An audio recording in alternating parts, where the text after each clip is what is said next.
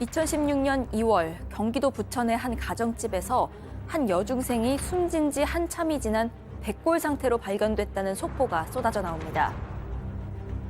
경찰이 이 집을 압수수색하면서 작은 방을 들여다봤는데 여중생이 이불에 덮인 채로 그야말로 미라 같은 상태로 발견이 됐다는 겁니다. 방 곳곳 여기저기에 놓여있던 방향제와 습기 제거제 때문인지 악취가 참지 못할 정도는 아니었다고 전해지고 있는데요.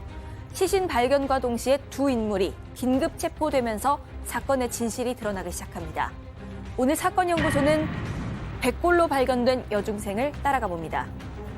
자, 2016년 2월 그나마 겨울이었으니까 그나마 망정이지. 자, 일반 가정집의 백골 상태, 그냥 미라가 그것도 신원을 확인해 봤더니 여중생 시신이 있었다. 아이고, 이건 아니 진짜 냄새가 진동을 했을 것 같은데. 그런데 그렇진 않았다고 지금 전해지고 있는데요. 이날이 2016년 2월 3일 아침 9시였습니다. 경찰이 경기도 부천시 소사구에 있는 한 단독주택을 압수수색하고 있었는데 얼마 지나지 않아서 이 집 작은 방에서 시신이 발견이 됩니다. 이불에 덮인 채로 정확히 말하자면 반백골 상태였는데 약간 밀랍화가 진행된 형태로 보였고요. 숨진 지 한참 지난 걸로 보였습니다. 그런데 이렇게 시신이 집안에서 부패하고 있으면 냄새가 상당해야 하는데 참지 못할 냄새까지는 나지 않았다는 겁니다. 이 시신 주변에서 습기 제거제, 방향제, 향초 이런 게 10개 정도가 나왔다고 전해지고 있습니다. 아마 이런 제품으로 냄새를 잡아온 걸로 보이고요. 숨진 사람은 신원을 확인해 보니까 이 집에 살고 있던 중1짜리 막내딸이었습니다. 숨진 지 11개월 지난 걸로 밝혀졌습니다. 막내딸이 저런 상황이었으면 당연히 그 부모는 뭐예요, 부모? 부모가 긴급 체포가 됐으니까 부모가 범인인 거죠. 그러니까 이제 아이 몸에서 어른 주먹 2개 크기의 내부 출혈이 있었다고 하는데 그래서 일단은 그게 사망 원인이라고 추정을 했었습니다. 일단 폭행으로 인해서 숨지고 그 이후에 이 피해 학생은 말 그대로 방치된 것으로 보이는데 이 아이 아버지는 40대 이 씨 지금 나오고 있습니다. 그리고 계모 백 씨를 당시에 긴급 체포했습니다. 조사를 해보니까 이 피해 중학생이 2015년 3월에 중학교 입학을 했고 열흘부터 학교에 자주 결석을 했었다고 합니다. 그리고 3월 17일 새벽, 그러니까 2015년이죠. 사체가 발견된 거의 1년 전입니다. 예. 아버지로부터 체벌을 핑계로 손바닥 종아리를 맞고 아버지 이씨는 그 이후에 추가로 훈계를 하겠다고 아침 7시부터 오후 12시까지 나무막대기 등으로 폭행을 이어갔다고 하고요. 계모도 합세해서 빗자루 등으로 폭행을 해서 결국 사망에 이르게 됐다고 합니다.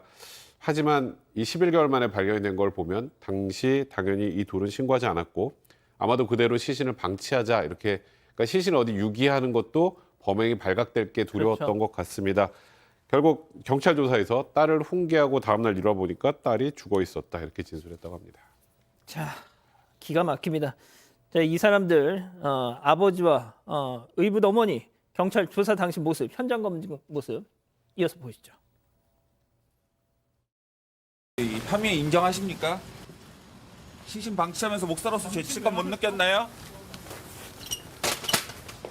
혐의 인정하십니까? 아이 시신 보면서 죄책감 못 느꼈나요? 시신을 왜 방치해 두셨죠?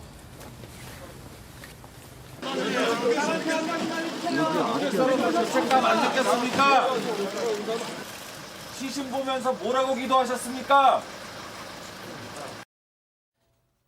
자, 양 변호사님, 목사로서 그리고 기도 이거 무슨 얘기죠?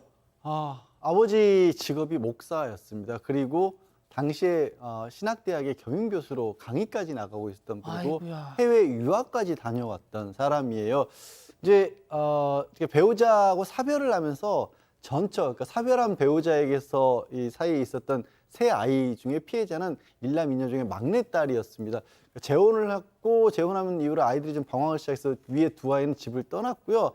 이 피해자만 재혼 배우자의 동생에게 마침 그 비슷한 나이 또래의 딸이 있었다고 합니다. 그 집에 그래서 맡겨놨었는데 무슨 일인지 그때 이 아이를 훈계를 하겠다면서 맡겨놓은 집에 찾아가서 폭행을 하다가 이걸로 안 되겠다라고 해서 집에 데리고 와서 폭행을 했던 겁니다. 아니 또 무슨 목사예요 또. 네, 한 개척교회의 담임 목사였는데 이웃 주민들이 기억하기로는 늘 이렇게 한 팔에 성경책을 끼고 다녔다고 합니다. 그리고 아내, 그러니까 이 계모 백 씨랑도 항상 손을 꼭 잡고 다니고 종종 맥주 마시고 그래서 이 동네에서는 금슬이 굉장히 좋은 부부라고 유명했다고 하고요. 겉으로 보기에는 아이들을 사랑하는 아빠 그 자체였습니다. SNS 계정 프로필 사진도 두 딸로 해놓고 인근 세탁소 주인도 항상 그 숨진 딸 이름으로 세탁물을 맡겨왔다는 겁니다. 그리고 지금 와서 돌이켜 생각하면 이미 딸을 살해한 이후였는데 그런데도 어두운 기색도 없어 보였다고 전했습니다. 이 목사는 경찰 조사에서 이런 진술을 합니다. 기도하면 아이가 살아날 것이라고 생각했다. 이런 내용이었습니다. 자, 교수님. 기도를 하면 죽은 아이가 딸아이가 살아날 걸로 부활할 걸로 생각했다. 이거 이 개신교단에서도 이런 주장을 하는 목사라면 약간 이단 사이비로 좀 분류가 될 것 같은데요. 한마디로 헛소리죠. 아, 네, 그 본인이 자신의 어떤 그 범행 자체가 드러나고 난 이후에 뭐라고 할 말이 없지 않습니까? 그러니까 이제 뭐 말도 안 되는 소리를 갖다 한 것인데 사실 이 사람 같은 경우는 이 그 신학교에서 이 헬라어라고 하는 그 아주 기초 헬라어라고 하는 그 책을 썼어요. 그 책을 지금도 제가 보니까 팔리고 있더라고요. 그리고 이제 이 페이스북에도 그것을 여러 가지 어떤 장식을 하는데 헬라어라고 아주 특이한 그런 문자가 있는데 그것으로 이제 도배를 해놓고 그래서 이제 아이들 얼굴들도 거기에다가 이렇게 다 올려놓은 거. 왜 그러냐면 제가 이제 이 사건이 발생됐을 때 이 사건 제가 분석을 한 적이 있어요. 예, 그리고 이 겉으로는 상당히 뭐 다른 사람들에게 유머도 많고 또 자기를 갖다 이렇게 포장하는 그런 것들이 있었었는데 사실 나중에 이렇게 그 뚜껑을 열어보니까 정말 추악한 그런 면이 나왔었죠. 그래서 이 사람이 이제 겸임 교수였었는데 예. 그 아마도 이제 그쪽에 있는 그 신학교에서 그 정식 교수가 되기 위해서 노력을 하는 그런 과정이니까 아하. 사실 이 아이를 제가 봤을 때는 막 처음부터 살해해야 되겠다 이렇게 한 것은 아닌 것 같고요.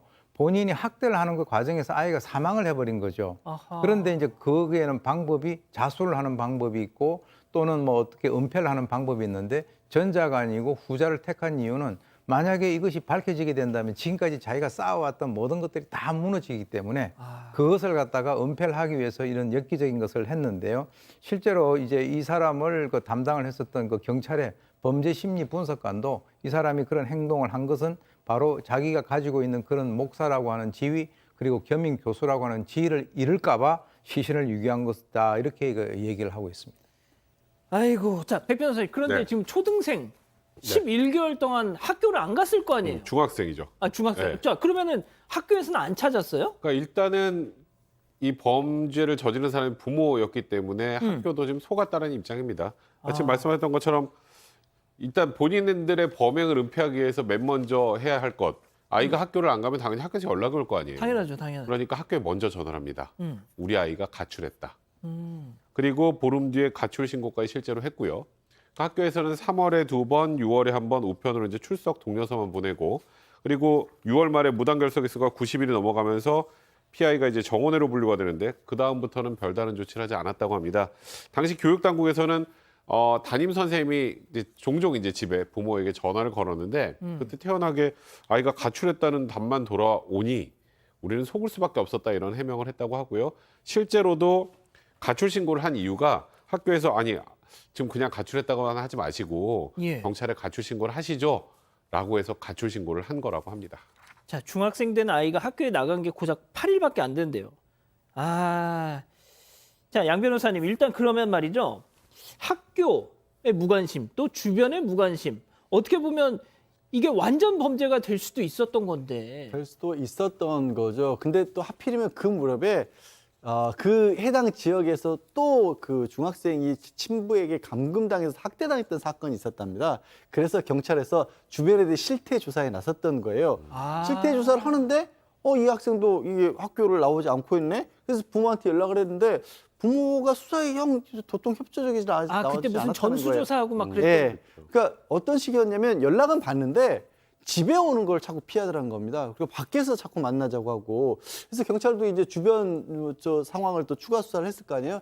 결정적으로 이 숨진 여중생의 가장 친한 친구가 이 학생이 실종되기 직전에 이 부모로부터 폭행당했다는 얘기를 들었다라고 어허. 경찰에 제보를 한 겁니다. 예, 예, 그래서 경찰은 이제 압수수색 영장을 받아가지고 집으로 찾아가는데 막상 그때는 영장을 들고 갔었을 때는 특별하게 저항하지도 않고 순순하게 그냥 응했다고 합니다. 자, 뭐 이 부모라는 사람들 말할 것도 없고 또 새 이모 잠깐 뭐 의탁을 했던 새 이모한테도 학대를 당. 자, 그렇다면 주변에 저 학대 당하고 있어요. 좀 SOS를 칠 만한 어른들은 없었던 겁니까? 그런데 사망 직전에 친구에게 그리고 또 이전 담임 선생님한테도 또 도움을 요청했던 걸로 알려져서 또 안타까움을 더하고 있습니다. 숨지기 이틀 전에 학대를 못 견뎌서 가출을 했는데 이때 이 아까 경찰에 진술했다는 그 단짝 친구한테 폭행당했다는 사실을 털어놓습니다. 또 사망 전날에는 초등학교 6학년 때 담임 선생님 집을 찾아갑니다. 그래서 이런 일이 있었다 답답함을 호소를 했는데 선생님이 일단은 이 당시에 이 양을 설득해서 부모에게 인계를 했다는 겁니다. 그리고 왜 집을 나갔냐 하면서 새벽부터 다시 폭행이 시작이 됐고요. 다시 가출을 했습니다. 못 견디겠으니까요. 그래서 아침에 다시 담임 선생님 아파트로 찾아갔는데 이 아침에는 또 이 선생님이 집을 비웠던 겁니다. 그래서 하루 종일 기다리다가 지쳐서 경비실로 갔는데 경비실로 가서 이 아이가 경비원한테 하루만 재워달라고 애원을 아이고야. 했다고 합니다. 하지만 경비원으로서는 어쩔 수가 없다 보니까 새 이모한테 보호자니까 새 이모한테 또 연락을 해서 아이를 집으로 돌려보내게 됐고요. 이 목사 부부는 또 이 아이에게 왜 가출을 했냐면서 이번엔 애가 집을 뛰쳐나가지 못하게 아이의 옷을 벗기고 구타를 시작을 했습니다. 그리고 추가로 훈계를 하겠다면서 본인들이 살고 있던 집으로 데려가서 또 훈계를 하고 훈계한답시고 폭행을 하고 그러다가 아이가 숨지게 된 거였습니다. 자, 마지막 실오라기라도 잡고 싶은 심정에서 도움을 요청했던 어른들이 오히려 더 그 사지로 몰아 넣었던 겁니다. 자, 제가 교수님께 마지막에 좀 정리 말씀 부탁드리고요. 자, 양 변호사님, 그러면 이 인면수심의 이 친부와 계모 어떤 법적 일단 1심 판결은 친부에게 징역 20년 그리고 계모에게 15년을 선고를 했습니다. 하지만 두 사람은 형이 무겁다고 생각했는지 반성하고 있으니까 좀 형을 깎아달라고 항소를 했어요. 항소심 재판부에서 이렇게 얘기를 합니다. 진정한 반성은 자기 죄의 대가를 받아들인 것부터 시작을 한다. 그리고 이게 이렇게 참혹하게 어린 나이에 숨진 그 피해자를 생각해 보면 이거 무겁다는 생각 안 든다 나는 해서 항소를 기각했고요. 그럼에도 불구하고 또 못 받아들이고 대법원까지 갔지만 대법원도 역시 마찬가지로 받아들이지 않아서 그냥 원래 1심이 그대로 확정이 됐습니다. 자, 교수님, 제가 아까도 말씀드렸지만 정말 그 상황에서 벗어나기 위해서 주변 어른들한테 도움을 청했는데 다 그 손을 걷어 이렇게 치워버렸습니다. 사실 아이의 입장에서는 한번 살아보려고 정말 발버둥을 쳤는데요. 주위에 있는 그 어른들이 그것을 받아주지 않았습니다. 요즘 같으면은 이것은 이렇게 해결이 되지 않겠지만 예. 그 당시만 하더라도요. 선생님한테 가서 얘기를 했는데 선생님이 자기 부모한테 연락을 해서 데리고 가라 그랬으니까 그 아이는 가서 더 죽는 거예요. 어떻게 보면. 그렇죠.